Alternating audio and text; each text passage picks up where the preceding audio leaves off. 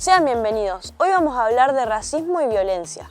Hola Juli, estábamos en la escuela y una profe trajo para investigar el caso de Fernando Báez Sosa, que lo asesinaron en enero del 2020, ¿te acordás? Sí, ¿y qué trabajaron en esa clase? ¿Por qué lo propusieron como tema?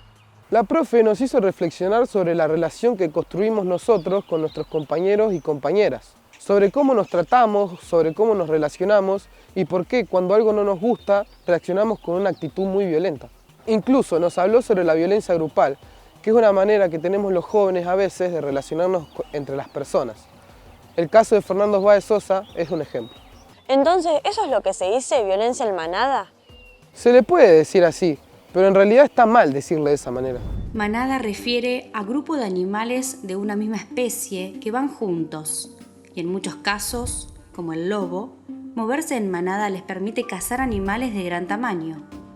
En cambio, los hombres que abusan sexualmente de una mujer o matan a trompadas a otra persona no son animales. Por eso no tenemos que hablar de manada. Además, con esta definición de manada, le quitamos la capacidad de decidir, de pensar y revisar sus actos. Y las personas, hombres y mujeres, sí tenemos esta capacidad que los animales no la tienen. ¿Y vos, Marto, qué pensás? ¿Por qué se desencadena esta violencia en grupo? El alcoholismo y el consumo de drogas dicen que es un ingrediente más que ayuda a esta violencia grupal, pero en realidad no es la causa original del problema. ¿Qué entendemos sobre el racismo cuando hablamos de racismo en Argentina, no? No solo en Argentina, sino también en Latinoamérica.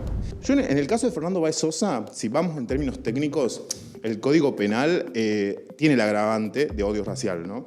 Cuando hablamos de odio racial, me parece interesante que más allá de yo como experto o otros expertos legales, jurídicos y demás, o inclusive la opinión pública, le tenemos que preguntar a la justicia, ¿no? A la Cámara, a los jueces, ¿qué implica el racismo en este tipo de casos? Y si hay o no hay, y justificar claramente si hay o no hay.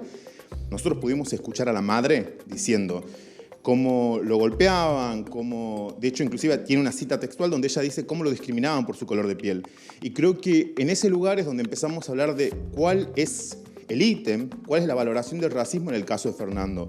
Y otra cosa más, y eso creo que ya va con el mito de la Argentina blanca y demás, es como hijos, ¿no? Digo, cualquier hijo de la migración europea, hijo de checo, de italiano, de español, de portugués, de alemán, sería un argentino. Y de hecho no pensaríamos en él como hijo de español, italiano o alemán. Lo que sí sucede con la población migrante de países limítrofes como Bolivia, Perú o Paraguay es que queda este dejo de hijo de. Nunca la argentinidad termina de tomar, ¿no? Me parece que estamos en un momento bisagra en donde el caso de Fernando Báez Sosa nos pone en cuestión qué implica el racismo como sociedad, qué implica el racismo en este caso en particular, y la justicia. ¿Qué entiende la justicia por racismo en estos momentos? Adjudicar el alcohol, las drogas o alguna psicopatología mental como causales de la violencia hacia las personas es considerar que la violencia es un fenómeno individual, un hecho aislado y puntual, extraordinario, ocultando que la violencia se inserta como modalidad de poder dentro de las relaciones en un contexto cultural dado. Entonces la violencia es una manera de ejercer poder de un grupo social hacia otro grupo social. Claro, es una expresión del patriarcado y por eso es una violencia estructural. Esta idea de un mandato de masculinidad, de la masculinidad como un título que tiene que adquirirse, de la masculinidad como una fratria que tiene una estructura corporativa que lleva a una gran obediencia entre los hombres, casi a un servilismo masculino con relación a los otros hombres. Lo que es necesario hacer para probarse miembro de esa corporación, lo que los muchachos, sobre todo los más jóvenes, sienten que deben hacer. O sea, ahí hay una confusión muy grande a veces, ¿no? Que es que el violador no es un desviante, claro, es un moralizador. O sea, alguien que está enseñando a la mujer a colocarse en la posición que le es debida en la sociedad, alguien que le está enseñando a la mujer a ocupar el lugar que le corresponde, que es un lugar de subordinación, de disponibilidad de su cuerpo. Entonces, esa es la cuestión. Es necesario desmontar ese mandato de masculinidad. Mediante este acto grupal, aflora una estructura que es la del orden patriarcal, un orden que ordena sacrificar una víctima para la construcción de la masculinidad de los agresores. Con el acto de violencia se revela la cofradía en la que los aspirantes a hombres necesitan recibir su título ante la mirada de otros hombres.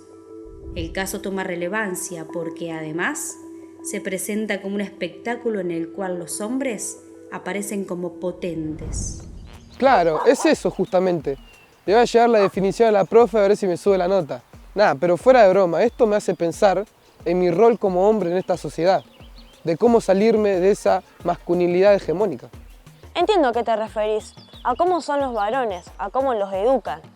Claro, pero también son los discursos y las prácticas hacia las maneras de ser hombre.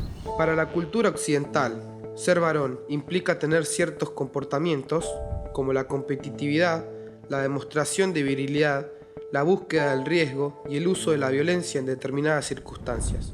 Claro, y eso también los perjudica a ustedes, porque no les permite sentir emociones o mostrarse débiles. Este modelo de masculinidad hegemónica implica para los hombres tener que detentar ciertas características, como ser el jefe de hogar y proveedor, responsable y autónomo, y todo eso es un montón.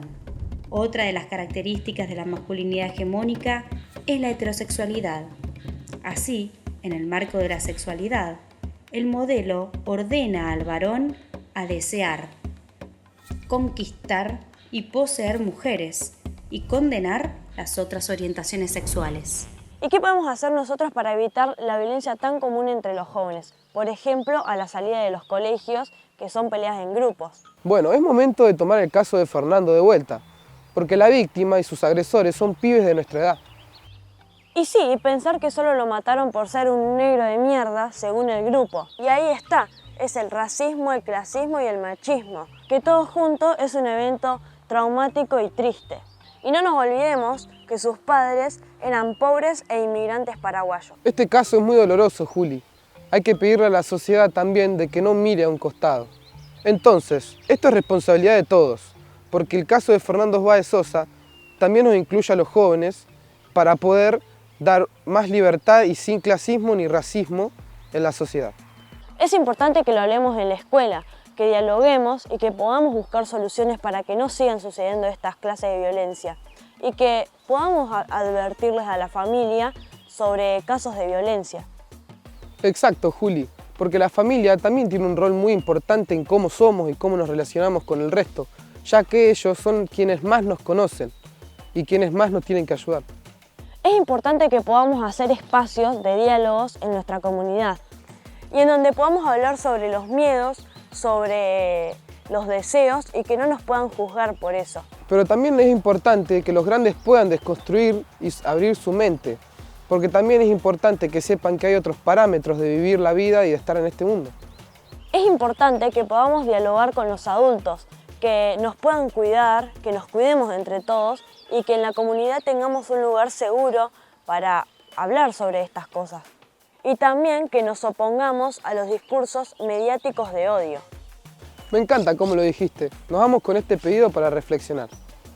Nos vemos pronto, hasta el próximo capítulo. Esto es Jóvenes con Cultura y Memoria.